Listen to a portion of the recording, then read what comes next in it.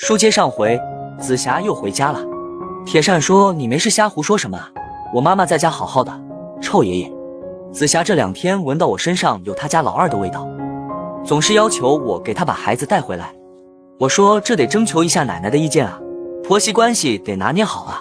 紫霞当时就不愿意了，给他猫条也不吃气的去了沙发底。我说你别生气啊，我给你看看你家老二在奶奶家可好了，豪华逗猫棒玩着，英国仆人陪着，条件老好了，还有原生态猫窝以及爷爷的温暖被窝，好不惬意哦。紫霞说：“那我不管，爷爷你给我唱歌。”哼。爷爷你讨厌啊，唱了些什么啊？我要情歌。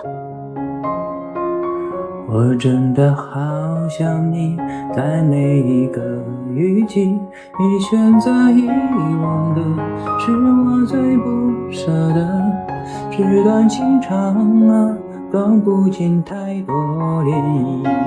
我的故事都是关于你啊，怎么会爱上了他，并决定跟他回家，放弃了我的所有。一曲肝肠寸断，铁扇感动的直接哭了。